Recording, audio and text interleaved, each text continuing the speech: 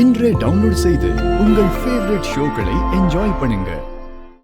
கர்ப்பப்பையே இல்லைன்னு தெரிஞ்சா அடுத்த நிமிஷமே உன்னை வீட்டை விட்டு அனுப்பிட்டு அந்த துளசிய சிவா கூட சேர்த்து வச்சிருவாங்க.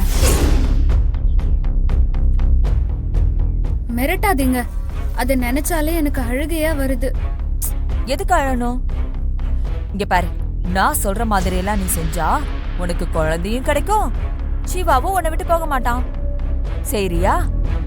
எப்படி கர்ப்பப்பை இல்லாம குழந்தை பிறக்கும்?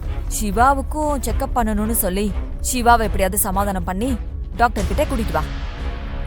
கூடவே யதார்த்தமா வர மாதிரி அந்த துளசியையும் கூட்டிட்டு வா.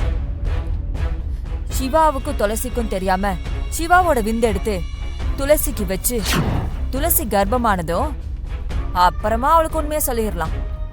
இந்த ஐடியா உங்களுக்கு யார் கொடுத்தது? அந்த துளசி தானே? என்னக்கா இது?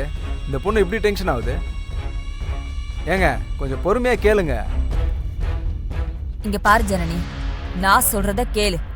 துளசிக்கே தெரியாம துளசிய கர்ப்பமாக்கிட்டா அவ வெளியில சொல்ல மாட்டா.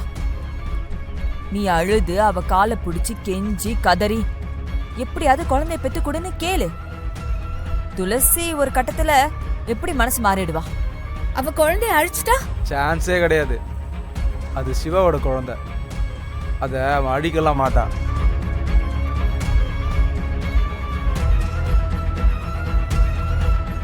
இல்ல இல்ல, எனக்கு நம்பிக்கை இல்ல, நான் நம்ப மாட்டேன். நீங்க சொல்றதுல லாஜிக்கே இல்ல. துளசி கர்ப்பமானா வயிறு தெரியுமே, நான் எப்படி கர்ப்பமானதா சொல்ல முடியும்? இது வெளியே தெரிஞ்சா என்ன அனுப்பிடுவாங்க. தயவு பண்ணி இதை யார்கிட்டயும் சொல்லிடாதீங்க. என் வாழ்க்கையே போயிடும். சிவாவே என்ன வெறுத்துருவாரு. ப்ளீஸ் யார்கிட்டயும் சொல்லாதீங்க. சொல்லப்படி கோவம்லாம் நல்லாதான் வருது, ஆனா ஜனனி இன்னும் வாந்தி எடுக்கலையே. நாங்க என்ன பண்றது? ஜனனிய வாந்தி எடுக்க சொல்லுங்க. அத்தை, நீங்க எந்திரிச்சு வாங்க. விட்டா இவங்க 2 பேரும் உங்களை குழப்பிடுவாங்க. நீங்க வாங்க. என்னை யாரும் குழப்ப முடியாது. ஆனா அவளுங்க சொல்றதும் சரிதான் விசாலாச்சு. என்னத்த இது? எங்களுக்கு கல்யாணமாகி 4 வருஷம் கழிச்சுதான் அமராவதி பிறந்தா. இதோ பத்மாவுக்கு கல்யாணமாகி 5 வருஷம் கழிச்சுதான் ரம்யா பிறந்தா. ஒவ்வொருத்தருக்கும் ஒவ்வொரு மாதிரி. அப்ப எதுக்கு அந்த பொண்ணை மட்டும் நம்ம அவசரப்படுத்தணும்? பயத்திலே ஏதாவது ஆயிட போகுது. நீங்க முதல்ல எந்திரிச்சு உள்ள வாங்க. அண்ணி, நாங்கள அவசரப்படுத்துறோம்? உங்க மாமியார் தான் அவசரப்படுத்துறாங்க. ஏய் கிழவி, சும்மா கம்முன்னு இருக்க, சொல்லு. விசாலாச்சு, பழைய கதைலாம் பேச வேண்டாம். ஜனனிய பெரிய ஹாஸ்பிட்டல் கூட்டு போய் பெரிய டாக்டர் கிட்ட காமிச்சாதான் என் மனசு நிம்மதியா இருக்கும். இதுதான் எனக்கும் நல்லதுன்னு படுது. ராசகிட்ட சொல்லி மதுரை போறதுக்கு ஏற்பாடு பண்ணு, அதுதான் நல்லது. சும்மா ஏதோ சொல்லி உலட்டி விடாம நீ அவசியமா சொல்லு, சரியா? பாட்டி, அங்கேயும் டாக்டர் சரியா சொல்லலனா? ஏய், அத பத்தியெல்லாம் அப்புறமா பாத்துக்கலாம். எதுக்கு எடுத்தாலும் ஏருக்கு மாறா பேச வேண்டாம். அத்தை, நீங்க எந்திரிச்சு வாங்க. எதுக்கு இப்ப ரம்யாவை போய் திட்டிட்டு இருக்கீங்க? பாவ அவ என்ன பண்ணுவா? யாரையும் நான் திட்டலம்மா. தேவையில்லாம இனி யாரும் இதை பத்தி பேச வேண்டாம்னு தான் சொல்றேன். அப்ப இந்த மதுரை கண்டிப்பா போய் தான் ஆகணும். அதுல எந்த மாற்றமும் இல்ல. ஏ ரம்யா, கீரை எடுத்துட்டு வா. சரி பாட்டி.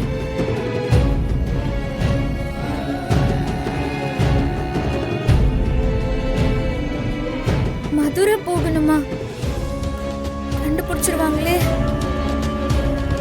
அண்ணன் கொஞ்சம் கொஞ்சமா துளசி பக்கம் சாஞ்சிருவாரு. அப்படி ஒரு சான்ஸை மட்டும் கொடுத்துறாத. எல்லா விஷயத்திலயும் நீதான் இருக்கணும், இல்லைன்னா உன் சிவா பறி போயிடுவான். வாடி இப்படி.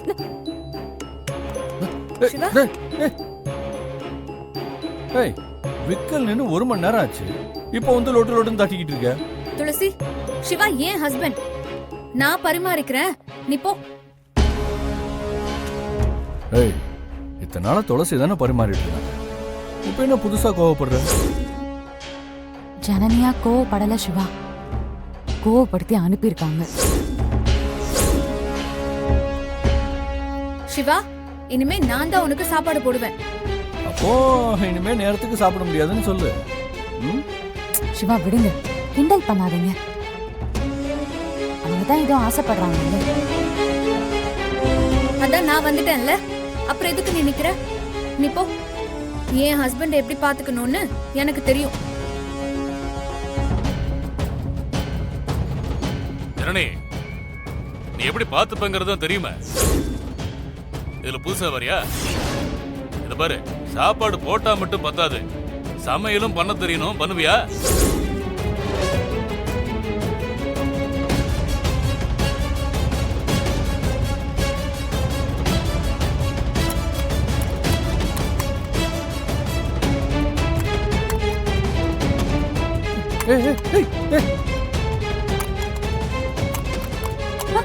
ஜனனி,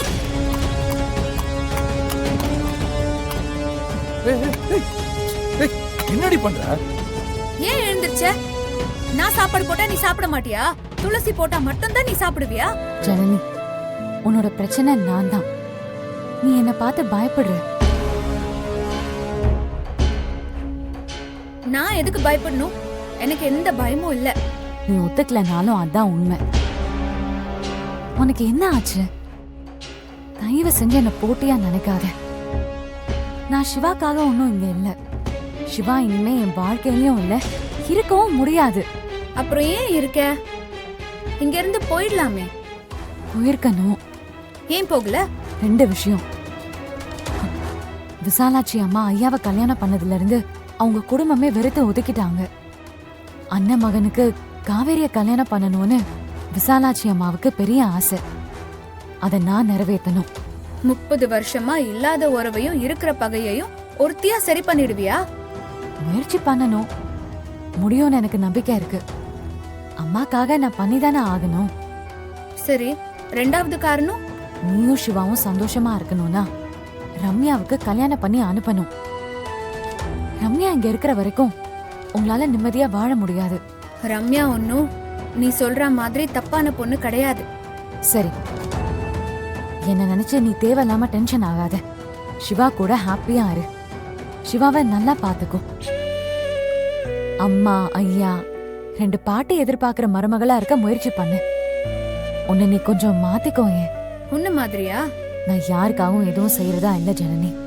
நான் எப்பவும் போலதான் இருக்கேன். அது அவங்களுக்கு பிடிச்சிருக்கு. அதுக்கு நான் என்ன பண்ண முடியும்? நீ மாறக்கூடாது. நான் மட்டும் ஏன் மாறணும்? நான் நானாவே இருக்கேன். தப்பு. இது ஒன்னும் மலேசியா இல்ல. கண்டிப்பா நீ உன்னை மாத்திதான் ஆகணும். மாத்திக்க முடியாது. அதுக்கு என்ன பண்ணுவ? நான் என்ன சொல்ல முடியும்? நீ தானே இங்க எல்லாமே. நீ சொன்னாதான் எல்லாரும் கேக்குறாங்களே. இதுக்கு மேல என்ன சொல்றதுன்னு தெரியல. ஆனா ஒண்ணு, நீ எல்லாரையும் நேசிச்சாதான் உன்னையும் எல்லாரும் நேசிப்பாங்க.